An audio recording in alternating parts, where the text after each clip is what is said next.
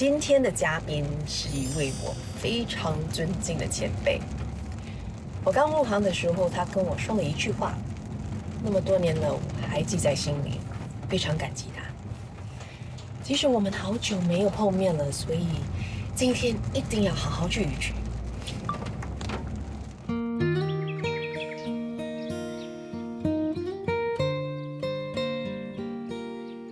生命中每一次的不期而遇，都是一场花开的美丽。把怦然心动的一刻定格下来，相互陪伴，走过风花雪月的浪漫，扎根柴米油盐的平淡，用时间沉淀成幸福的模样。有你我不害怕，白天到黑暗，我的心里找到一个永远的家。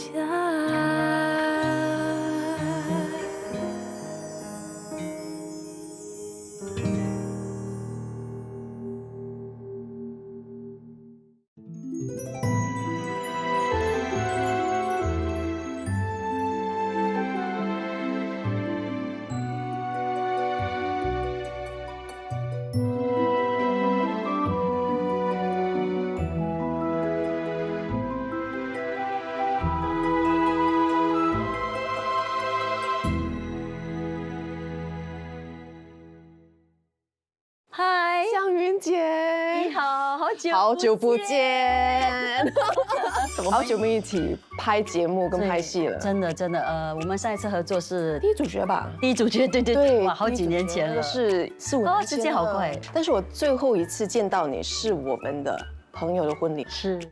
那次我去参加个婚礼，那我就没想到，慧玲就拉着她的未婚夫来到我面前，就说，哎，他就是，我的未婚夫，我很开心啊，哇，真的是一表人才。其实我们第一次见面，你还记得是在怎样的一个情况下吗？我们的经理人莲花，对了，他说呢，有一个新进的一位新加坡小姐，我听了我很兴奋，他说要跟着我去拍外景。那个不是我们第一次见面，是吗？其实我们第一次真正见面是我在新传媒卡巴，你就看到有一个好像缩东的一个女孩站在那里，你就问我，哎，你是不是迷路了？然后我讲，哦，是，然后有点哇 ，starstruck 你懂吗？向你跟我讲话，就是说我要去艺人管理组。然后你就说，哎，我刚好要去，不如我带你去吧。我真的忘了。对。但是让我非常感动的就是，当你提议，让我跟你一起探班的时候，第一天你就叫我在化妆室外等你，然后你就开车。我上你的车的时候，我还记得当时你的车还有那个窗帘，就来哇，so cool， 有颗灯，是不是因为 superstar 全部都要有颗灯？太帅了。没事，所以当时是我的第一个印象。然后我记得我有发简讯给我妈妈，Oh my goodness, I'm in 向云 car now 。天啊！呀，而且我妈妈真的很喜欢你，所以她也是当天跟我一样的兴奋。谢谢你啊，你讲这些话让我很开心。我的妈妈和外婆非常喜欢向云姐，他们就觉得向云姐跟其他的女艺人很不一样，而且是个好的不一样。他们就会觉得她很正面，而且可能从一些新闻报道中知道她是一个非常孝顺的女儿，所以很喜欢她。我记得当时你在拍《同心圆》，所以你是真的是从早上拍到晚上。当年我就觉得，为什么这个向云姐那么早起身，还是那么的有精神？而且早上还有时间买早餐给我吃，哎，我都没有时间梳头发，你还有时间买早餐给我吃。而且我还记得印象深刻，就是有一天临时演员不够，然后导演就讲，哎，你这个新来的演员，你就在后面穿性感的衣服走来走去吧。然后向云姐站出来，你就跟导演讲，不可以，因为这位演员是我们新进的演员，而且以后他会很红的，所以你不可以叫他拍这种很性感的戏。谢谢你当时那么的保护我，是真的，我觉得演员都不容易。我在生命中也遇过无数这样子曾经拉我一把的人，因为那时候我的事业在低潮。一个记者朋友他就为我写了一篇文章，然后我很感动的，因为那个文章其实对我影响蛮大。他告诉我一句话，他说人生是这样的，人家拉我一把，我拉人家一把，所以这句话很有意思。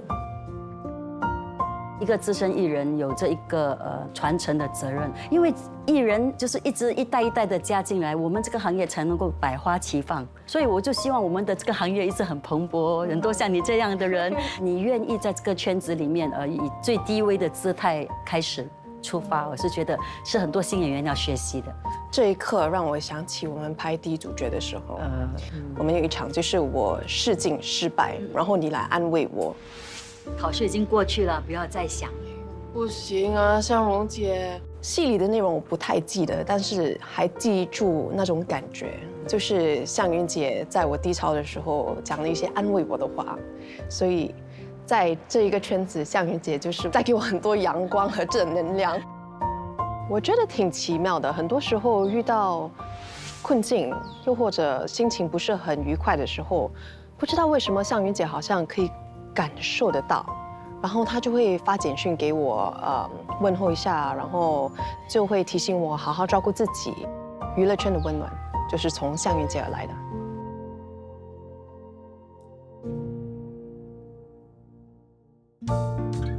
很多人来做针织都是为了另外一半来的。那我们呢，先来学做手工织布，我们来边织边聊。慧玲啊，其实你看老师只要跟我们开个头，很容易就可以开始了，挺好玩的。这是我第一次尝试，而且你看我不可以边织边踩。OK， 现在你在右手，所以你就要踩右脚。对，OK，好。其实这是我们第一次正式好像约出来。是我们约过很多次，说要吃饭，我们还没真的。我们拍第一主角的时候，你记得你带我去吃那个nasi padang，就那个乌节路的。是，那个好吃啊。我们边吃的时候我就这样，我外婆是印尼人，然后她一定会非常喜欢这个nasi padang，然后这个菜是她最喜欢的，然后你就这样，让我非常感动的一点是，我回到片场，我开始收拾我的包包的时候，你就慧玲，然后你带着一个很大的plastic bag， 里面有很多食物，你就说等一下你去你外婆家，麻烦你交给她，她一定很喜欢吃。是以前我们拍戏你常常都说要跟阿嬷吃饭所以我知道你很疼阿嬷的，所以我相信阿嬷呢，看着你带着食物回去，一定很开心。她看着我带着你给她的食物，她非常开心。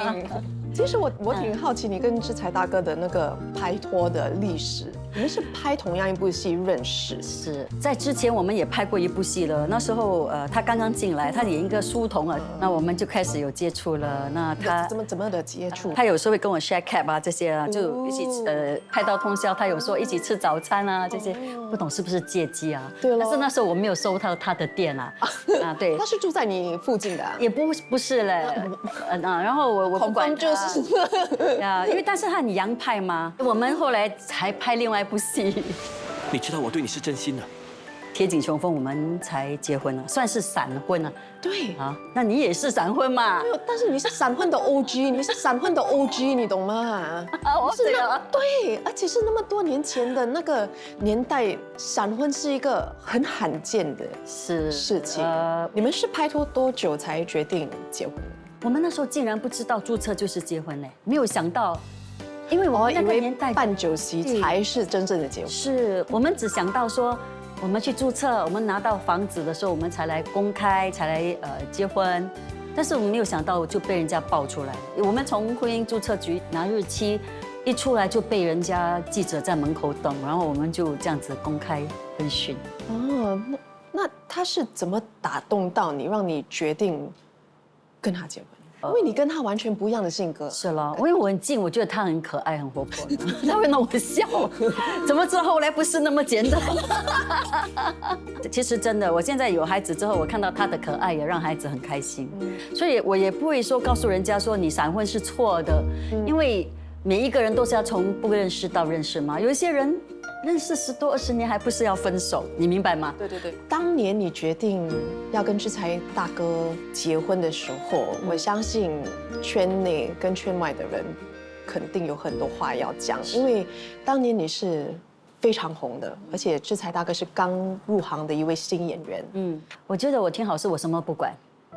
我到今天为止，我也不管人家讲什么的。我觉得人生最主要你要活得快乐，应该理的东西就去理，不应该理的话就别理。尤其是是非，是非在我们这个圈子其实很多人利用它来当武器，因为这个圈子很多妒忌心嘛。自己生活很重要，所以今天你结婚，那我很开心，就是你有你自己的生活要去经营了，很多东西你不会再去理了，因为更加不关你的事，因为你有你更重要的事情要做。你找到他，我真的很替你开心，因为那天当我看到你的这个社交媒体的时候，我真的那个晚上不会睡觉了，我真的很开心。你发了 WhatsApp 给我，而且是 voice note 的。我看到他在很多时刻起起落落，我心里面有时候会帮他捏一把冷汗，有时候我会替他喝彩。看到他在宣布婚礼的时候的那种喜悦，就像我自己要嫁女儿一样。我们2位都是算是闪婚的嘛？你觉得结婚这件事是不是需要一点冲动？的确是真的要的，因为是需要天时地利人和。好，我相信我会结婚的那刻是因为我想结婚。那志才大哥是怎么向你求婚的？我们不怎么讲了，我说不然我们去申请屋子了。好啊，好啊，好啊，很 typical 的，不浪漫，不然可以叫他再补一次球。可以吗？可以吗？你们看他是很浪漫的人，他不是他好玩而已。比如我现在梳好头发，他会他手在把头发弄来，他就觉得对我很生气。他到现在还要做这种事情，对。但是这2年真的有这个心情，就是我要把我以前觉得很不耐烦的，学会以另外一个角度去欣赏它。这是彼此对彼此的那种宽容吧。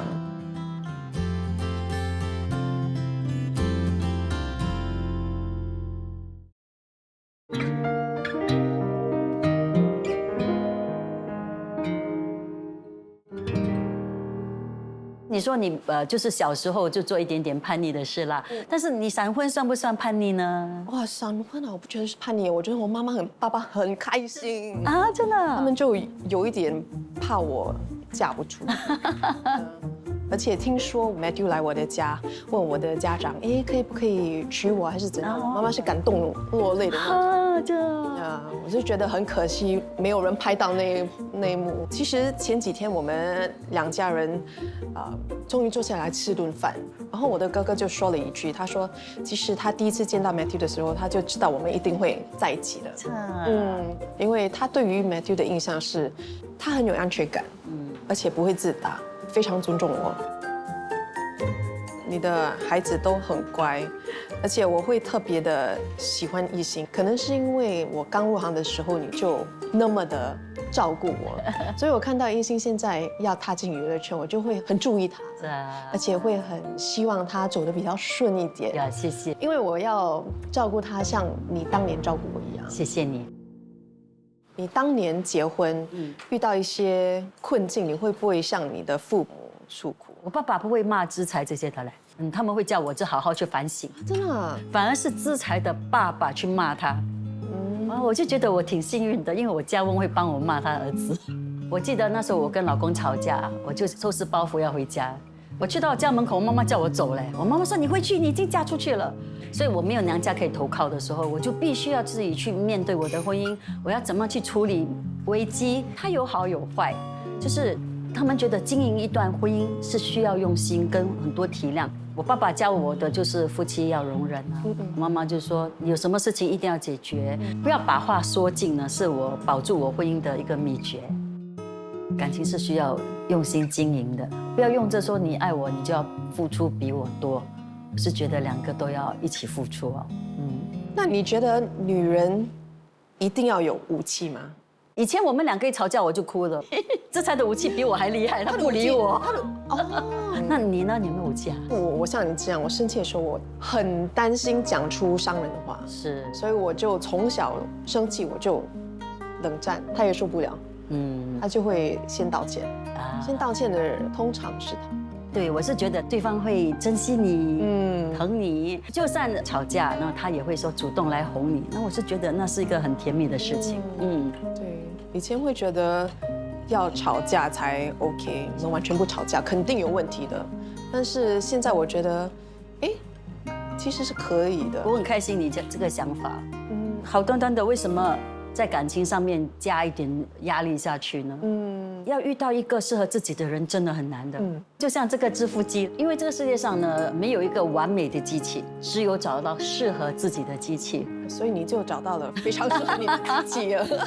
我是说他挺适合我啦，不是非常，所以我不能用完美这2个字来形容我自己找到的这个对象啊。所以我们婚姻就是不能够说要求完美，最主要是一针一线用心的经营。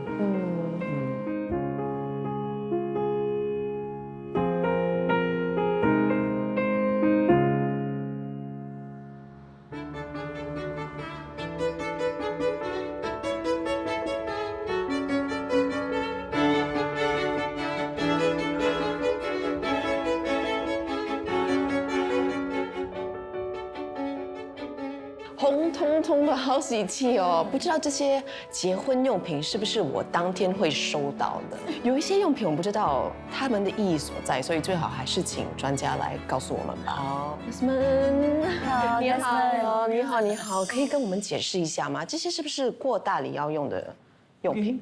这些都是过大礼所应该要准备的东西。比如说过大礼通常男方会跟女方要求生辰八字。去找位师傅看那日子，然后才下聘。下聘那天呢，男方会拿着聘金、首饰、橘子、喜饼等等的去女方的家，女方会收一点点退回给他们，然后会把女孩子父母准备的嫁妆，让男方带去他的新家。那是不是不同的籍贯会准备不一样的结婚用品呢？是的，是的，这些东西都是由女方准备的，所谓的嫁妆。所以这些送过去之后，就在结婚当天要拿出来用。同样茶杯的话，就当他跟父母会敬茶咯。那针线盒里面会有剪刀、针包、线，还有一个布车。但是这些针线盒的意义是什么？就是说把女儿教会，好像比如缝衣服啦、煮饭啊等等东西，然后才把女儿嫁出去。那这个小娃娃的小娃娃，特别是在复健的时候有的用了。但是好像小舅主要去开门的时候，把这个小娃娃交给新郎，让新郎把敲在地上打破，表示说早生贵子的意思。可是现在没有人做，因为人家不喜欢打破东西。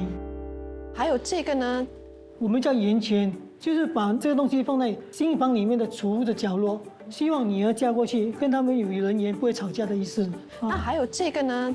这是蜡，所谓的蜡是蜡烛做成的咯，就希望你们白头偕老。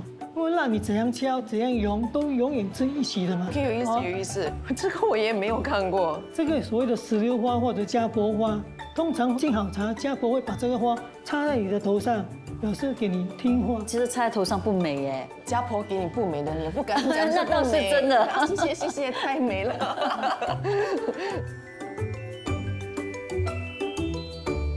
那雨伞你会用吗？或者是怎样用？我懂怎么用雨伞，下雨的时候就用。这个雨伞是很特别的，在婚庆的时候是由爸爸遮你到上新娘车的意思。对。这是挡沙挡，给你挡灾。以前我用的是那个纸伞。纸伞对，没错。可是现在越来越发达，所以人家改成龙凤伞。这个是稍微比较特别一点，我们叫梳妆台或者是首饰盒嘛。这是父亲拥有的，他必须拿着这个镜子，父母跟他梳头。就照着这个镜子。对，只有他可以看的，其他人都不可以看。为什么？因为他的前程呢，不是别人的前程啊。哇，这个很有意思哎。呀，这个很有意思。连梳头所说的，他们父母都会念哦。一梳到尾，二梳白头起眉，三梳子孙满堂。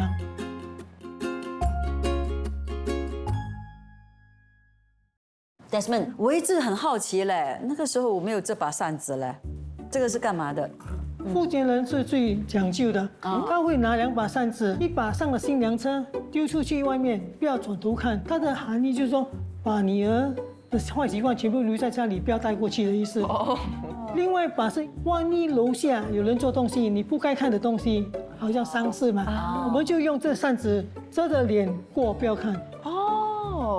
来，还有一件宝物叫桌围，是刺绣的，比较高级的。上面有个金玉满堂，下面是龙凤，这是绑在神座拜天公用的。Desmond， 刚才呢，我们就对这对椰子很有兴趣哦，都在讨论到底它的寓意是什么。说椰子其实是广东人习俗，所以有椰有子的意思。哦，有爷爷有孩子。对，这个，为什么有这样奇怪的字啊？这所谓的喜死肉啊，这喜死肉啊，是通常是给女方的父母全收没有退回的，感恩他妈妈养大他女儿的意思。我觉得这个真的很有意义，就要记得感恩父母。是哎，其实现在很想立刻跟妈妈分享这一切。我没有想到，其实这些习俗每一个步骤是带着父母亲和周围的人给予我们的祝福。比如梳头的仪式，梳头是我跟我爸爸妈妈在我结婚前最亲密的一刻，我觉得那一刻要非常的珍惜。Desmond， 那就是说，男方呢就把这个呢，带来女方的时候，女方就收一些再还给他，这个意思吗？对，表示说不要把东西全部吃到完，空空带回家的意思。哦，因为现在是一家人了，所以要分享，是不是？对，没错。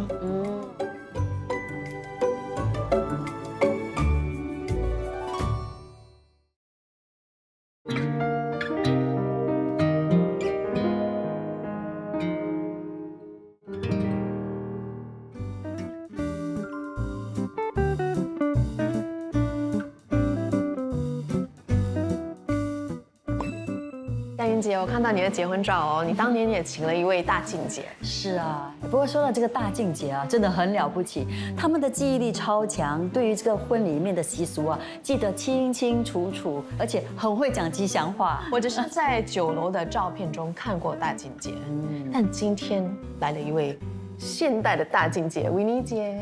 嗨，你好，你好，新年子你好，你好，快要结婚哦。是的，恭祝你两位啦，白头到老，百子千孙，子孙满堂。说到，我想问你，大静姐这个称呼是怎么来的？早期结婚的时候呢，这些礼仪呢都是有一位女士来主持的，这位女士就是舅舅的老婆，所以我们叫做舅母。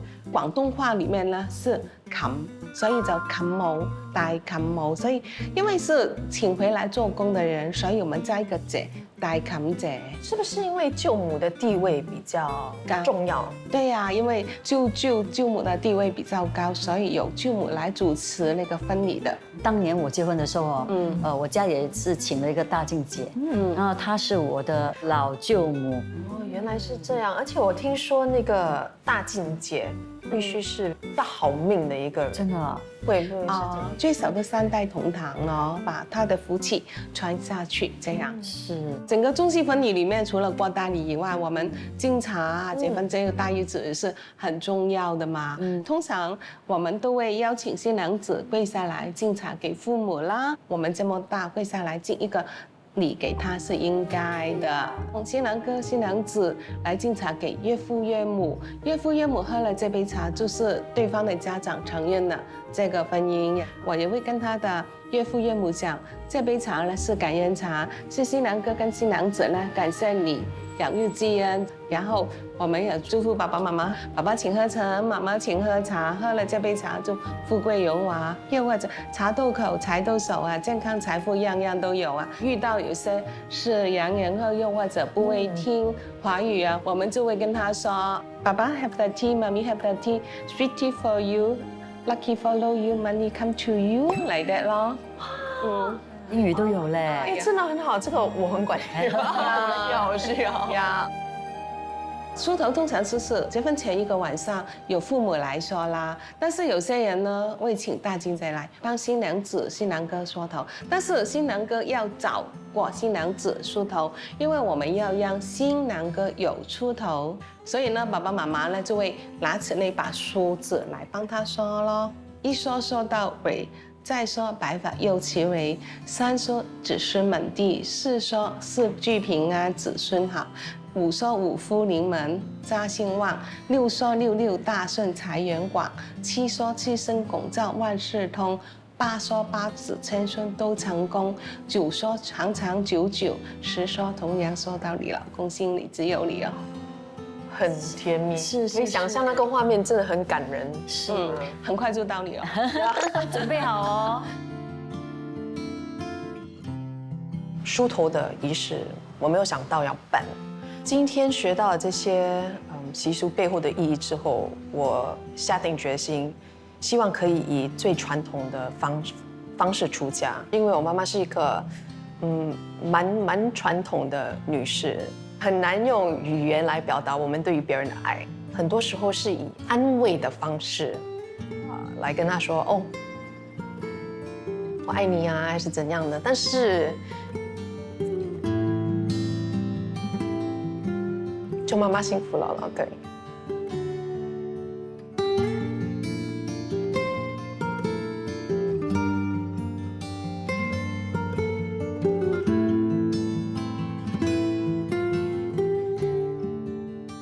对我来说，我觉得我妈妈是个非常棒的老婆，也是个非常好的女儿，非常孝顺的女儿，也是个了不起的妈妈。所以只想跟她说，我希望我长大了之后可以像她一样那么的好，对。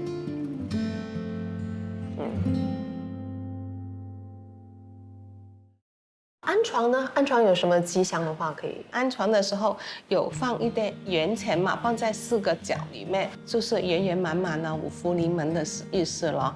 首先就是把那个床单铺上去咯。铺床单的时候你们可以说什么？是一铺到尾吗？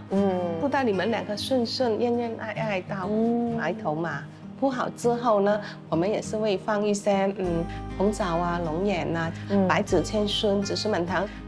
然后大日子结婚，我们还是有一个拜堂的仪式，让我们的祖先知道这位是我们的新娘子或者新郎官，我们要保佑他。1拜夫妻到老，2拜子孙满堂，3拜荣华富贵，4拜代代昌荣。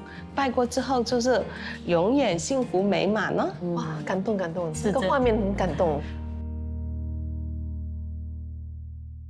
说起准备这个嫁妆你的结婚对我来说的那个意义也很大的，真的，我也下了一些心思，给你准备了一样东西，我希望你喜欢，这是我给你准备的，也算是嫁妆的一部分嘛，一个传单，我希望你喜欢。你什么时候把这个东西躲在这里呢？我的天哪！在老一辈的人都很认真的对待买传单这件事情，所以那时候我妈妈给我准备的时候，我觉得为什么这么麻烦？今天我听了，我觉得意义更重大，因为妈妈跟我讲，给孩子准备传单是很重要，所以今天我以妈妈的身份也给你准备了一份，希望你会喜欢。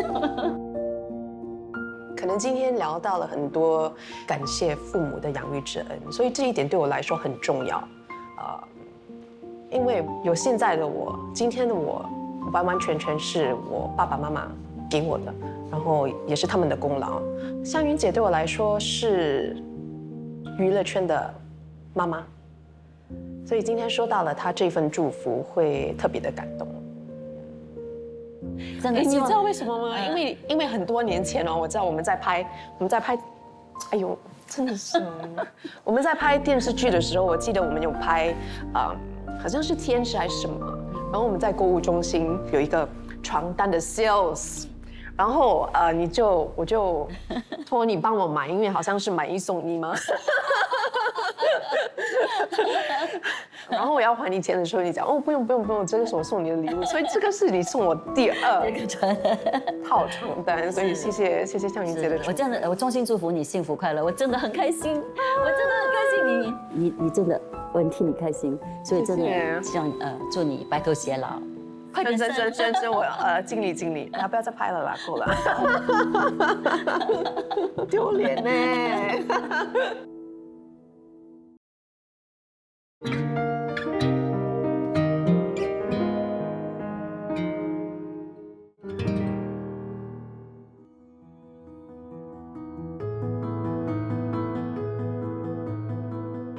其实每一次我看到别人的结婚照，最吸引我的不只是新娘的婚纱，还有她手上的手捧花。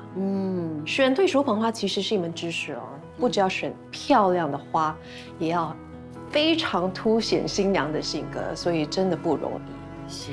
那今天我们特地邀请了花艺师雷里来教我们如何选最适合的手捧花，让我成为最耀眼的新娘。欢迎雷里 ，Hello。Hello. Hi, everybody. Thank you for having me. Lily，请问哦，怎么选这些花来做那个手捧花呢？ If you already know your color, your theme, and your style that you want to have for your bridal bouquet, then it's easier for you to choose the right florist. Actually, you can browse through according to what you want. And secondly, is choosing the seasonal flowers. 那慧玲，你喜欢的花，不晓得会不会是在那个季节哦？最喜欢的是百合，因为代表百年好合嘛。然后我也想问你，因为新加坡的天气很炎热嘛，我们怎么保持花看起来比较鲜艳？ The best thing is to keep it in a cool place.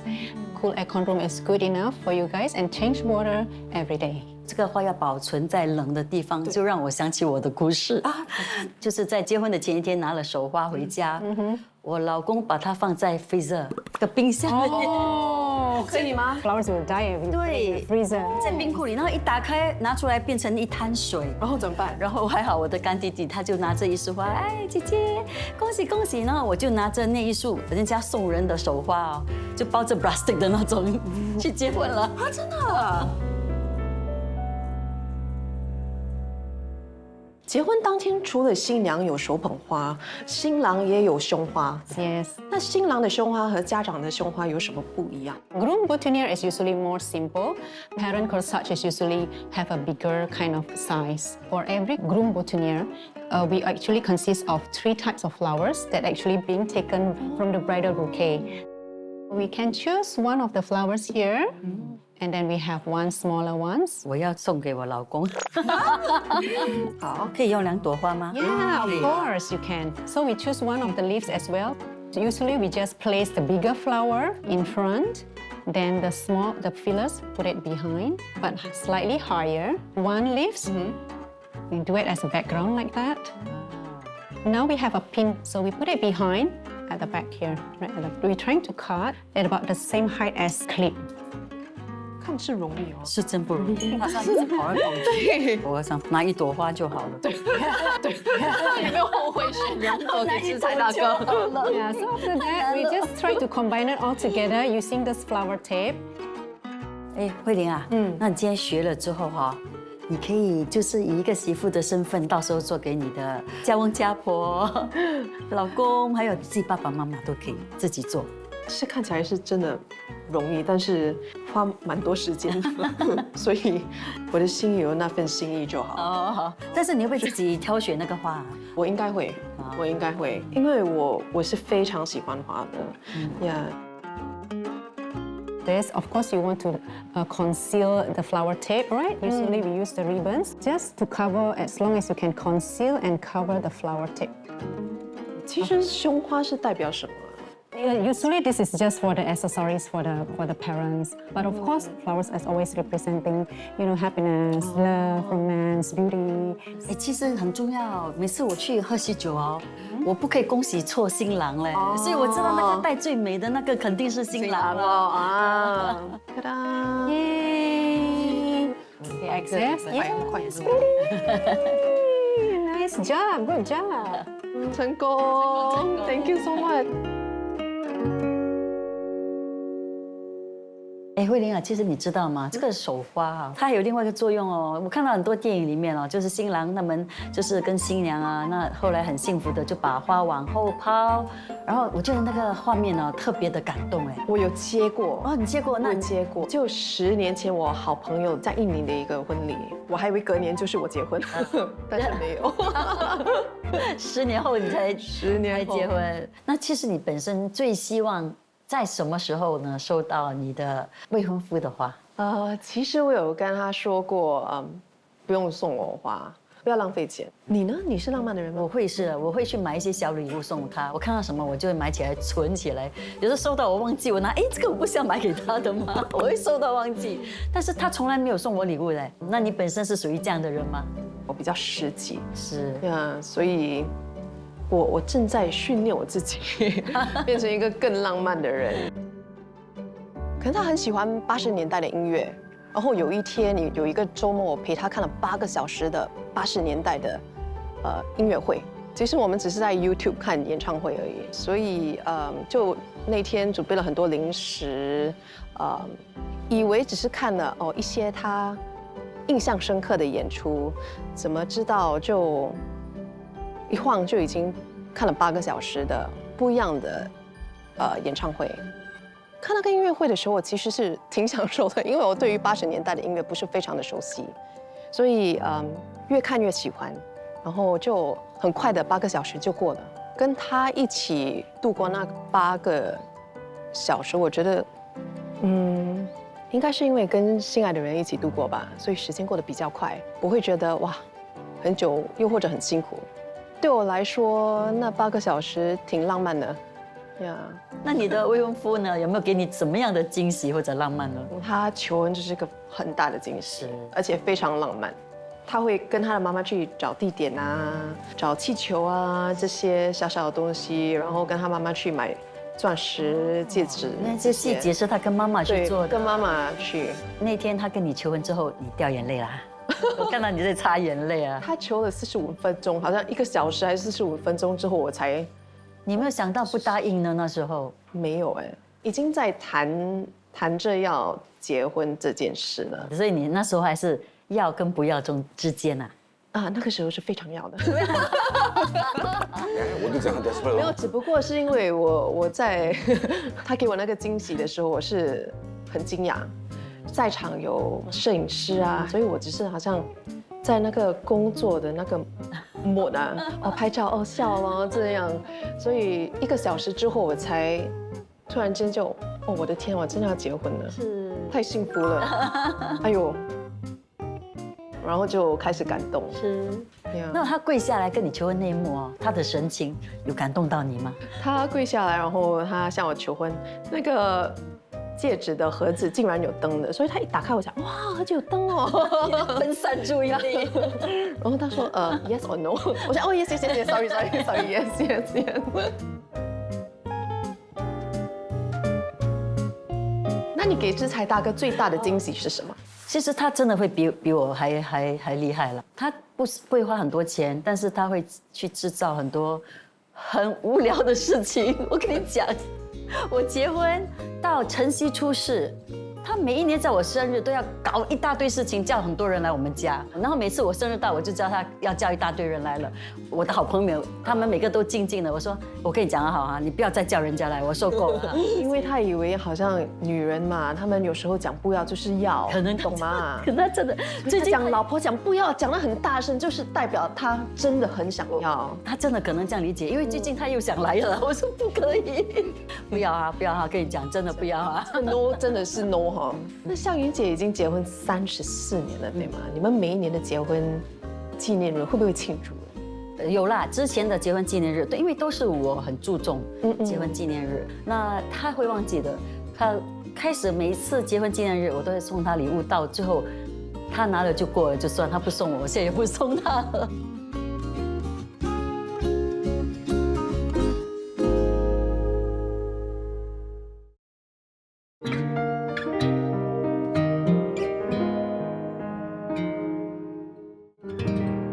其实很多人哦，他们有一些爱的语言哦，你听过哈？就是要对，你自己喜欢什么？行动嘛。呀，你呢？我就觉得我需要的是陪伴的时间。呀，我就喜欢在身边，我就觉得挺好的。这个爱的语言是非常的重要，而且要对症下药。如果对方是比较喜欢这样的话，有时候呢，为对方做也是很重要的。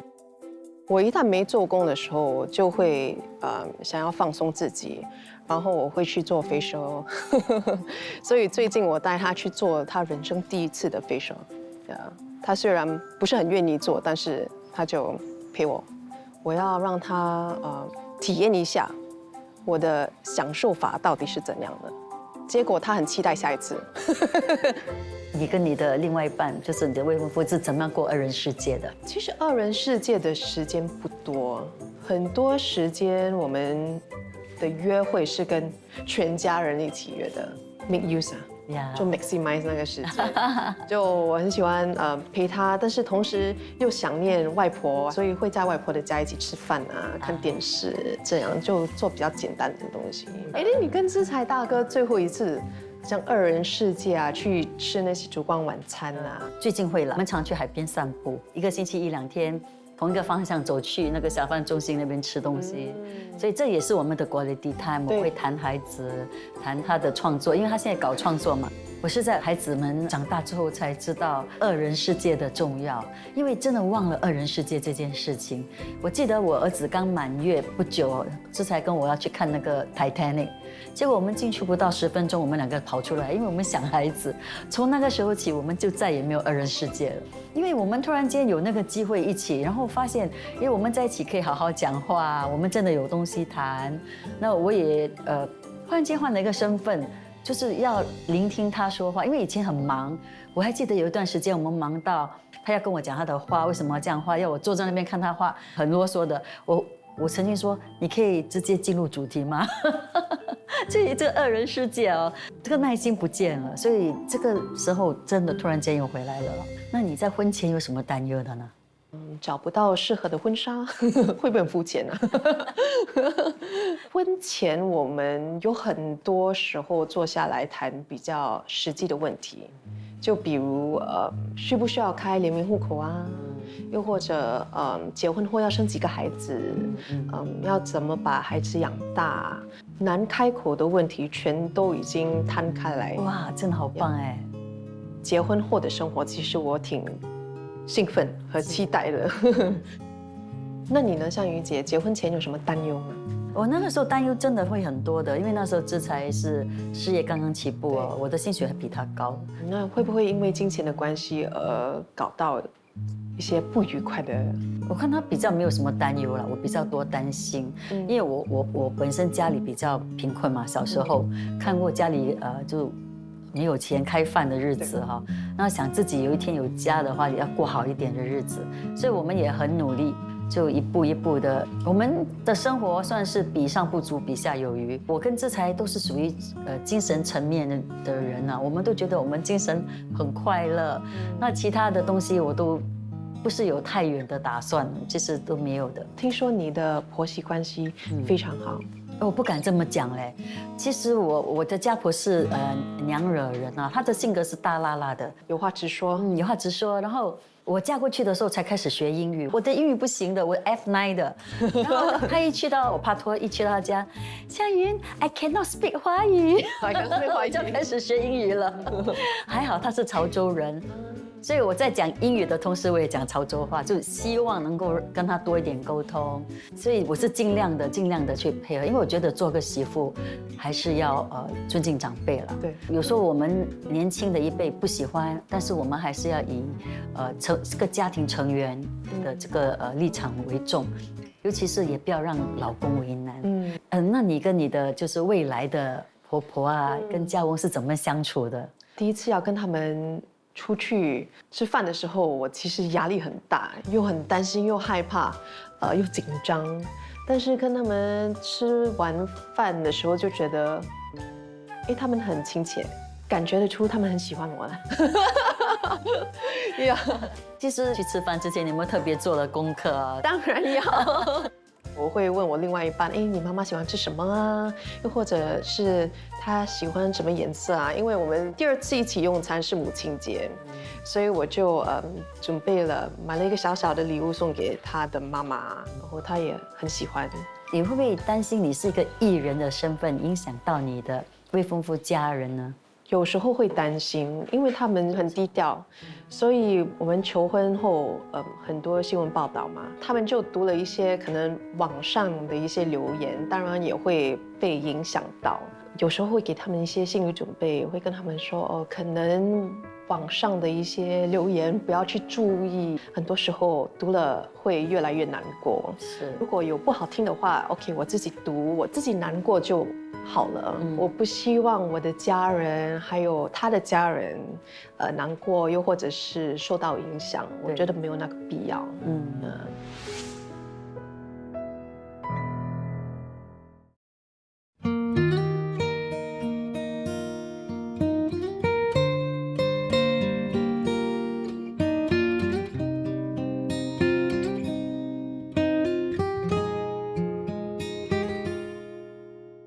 人生好比一场马拉松，在婚姻的道路上，2个人一开始的起跑点都不同，可能速度、节奏都不一样。